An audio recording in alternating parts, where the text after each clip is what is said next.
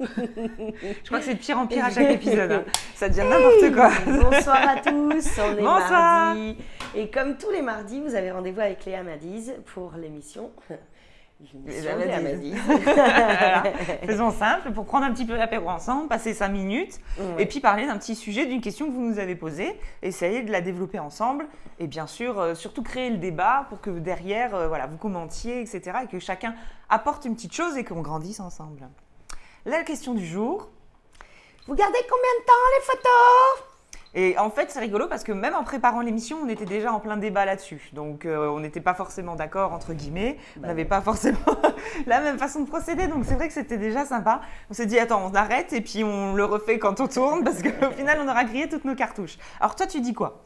Alors, moi, je pense que c'est un sujet qui touche deux sujets, entre guillemets. C'est-à-dire, d'une part, nos clients veulent savoir combien de temps on les garde pour pouvoir faire des commandes supplémentaires, etc. Donc, c'est aussi lié à l'autorisation d'utilisation d'images. C'est-à-dire qu'à partir du moment où vous demandez une autorisation d'utilisation d'images, ce qui est obligatoire pour tous les clients qui passent chez vous, vous avez sur cette demande d'autorisation, vous avez une date précise qui est marquée sur cette demande d'autorisation. Pour certains, ça va être 1 an, pour d'autres, ça va être 5 ans, pour d'autres, ça va être 7 ans, tout dépendamment des contrats que vous avez mis en place au départ. Et donc, d'une certaine façon, de façon sous-titrée, vous vous engagez là aussi à conserver ces images pendant le même temps. Ça, c'est le premier sujet. La deuxième chose, c'est que vous gardez combien de temps les photos est souvent utilisé par nos clients pour savoir s'ils sont obligés de prendre une décision maintenant ou s'ils peuvent réfléchir et prendre une décision plus tard. Je pense que le troisième sujet dans cet article-là aussi correspond notamment au temps de mise en ligne sur les galeries. Écoute, c'est exactement ce que j'allais te poser là comme question, parce qu'en fait, la réflexion, finalement, c'est un petit peu la différence entre combien de temps on le laisse accessible aux clients, donc via une galerie, et combien de temps on les conserve. Tu vois, moi, par exemple, je vais le laisser sur la galerie en ligne accessible aux clients pendant 1 an pour mes mariages, mais je vais conserver les images à vie. Sur des disques durs, des clouds, etc. Oui, mais est-ce que tes clients sont vraiment informés de cet aspect-là ? Du fait que ce tu soit les en conserves ligne à vie.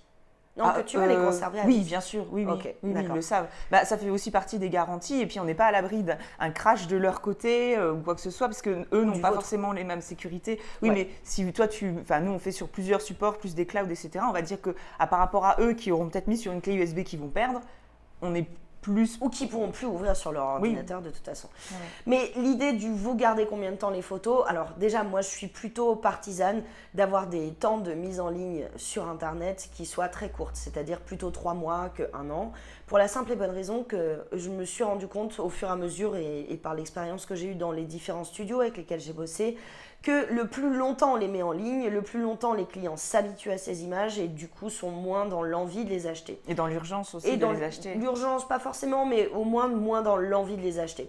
Le vous gardez combien de temps les photos peut aussi se contrer de cette façon-là, c'est-à-dire si vous livrez par exemple des fichiers basse définition, entre guillemets, les fichiers haute définition, vous vous engagez à les conserver pendant un certain temps et au bout d'un moment, vous les archivez. En les archivant, à ce moment-là, ça peut être l'occasion justement 1 an après la séance de pouvoir relancer vos clients et de leur dire attention, à la fin du mois, on va archiver les images. Et donc, si vous souhaitez passer d'autres commandes une fois ce délai passé, il y aura un frais de désarchivage de peut-être 45 € par commande qui sera appliqué. C'est plus une façon de les inciter à passer des commandes supplémentaires avant que les images soient stockées sur un disque dur en dehors de vos lieux de travail bien sûr, mais c'est aussi une façon de leur faire prendre conscience que ces images-là vont être conservées pour l'histoire de leur famille à eux. Toi, de ton côté, comment tu fonctionnes au niveau de tes sauvegardes ? Est-ce que tu as mis en place des réflexes sur les sauvegardes notamment avec tes clients ? Comment ça ? C'est-à-dire, est-ce que tu sauvegardes sur un seul endroit, 3 lieux différents ? Moi, j'ai 2 disques durs externes, plus un cloud, plus la galerie en ligne qui elle-même est un système de sauvegarde. Okay, donc techniquement, alors comme je dis toujours, on n'est pas à l'abri d'une catastrophe, mais techniquement, on est quand même relativement à l'abri. Après, c'est vrai que moi, ce que j'ai fait personnellement, c'est que l'achat de l'album dans le mois après le mariage permet d'avoir une réduction sur le prix de l'album. Donc ça booste un petit peu à la suite du mariage, ça permet de continuer le truc, parce que sinon, c'est vrai qu'effectivement, en tout cas dans mon cas, après l'euphorie du mariage qui retombe, on voit les images, elles sont magnifiques et on prend le temps et puis on traîne, etc. Et parfois, ça peut un petit peu traîner 1 an, voire plus. Ouais. Et je connais des photographes qui font payer l'album et qui attendent la sélection des mariés avant de lancer l'album, sélection qui vient jamais, du coup ils ont encaissé l'argent de l'album et l'album n'est jamais sorti. C'est pas forcément selon moi la solution de service jusqu'au bout, parce qu'au bout d'un moment le client a forcément un éclair, ah mais oui c'est vrai qu'on n'a toujours pas fait l'album.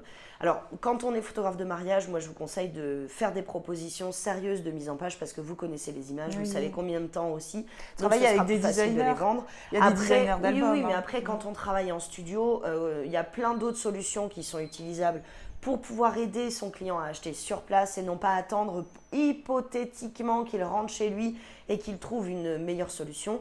Ça va être bien sûr de les accompagner avant qu'ils découvrent les images, en leur disant commence à réfléchir, parce que d'expérience c'est toujours plus difficile de choisir une fois qu'on a les images sous les yeux, donc essayez de réfléchir un petit peu à ce que vous souhaitez faire. Et puis, il y a des leviers d'achat qui sont mis en place, soit des programmes de récompense parce qu'ils ont investi 500 €, ils vont avoir telle récompense, ou tout simplement, s'ils achètent le jour même de la présentation des images, ils ont un avantage financier qui peut être appliqué là aussi. C'est des choses qui fonctionnent très bien dans le contre-argument de vous garder combien de temps les photos. Donc, 3 choses à retenir. 1. Attention à vos durées de validité des galeries en ligne. 2. Si vous engagez à conserver les photos ou si vous demandez l'autorisation d'utilisation des images à vos clients, soyez sûr de vos sauvegardes, c'est fondamental.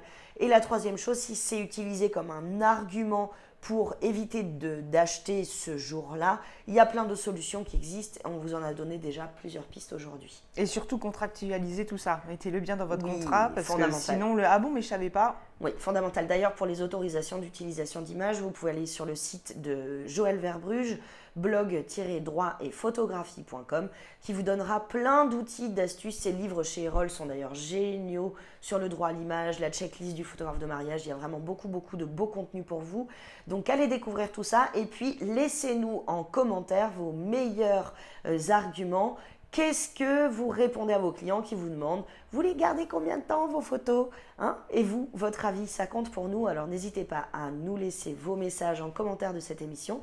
Et on vous donne rendez-vous bien sûr, comme toutes les semaines, mardi à 6h moins quart pour la prochaine émission des Amadies. Bonne semaine à vous. Ciao, ciao.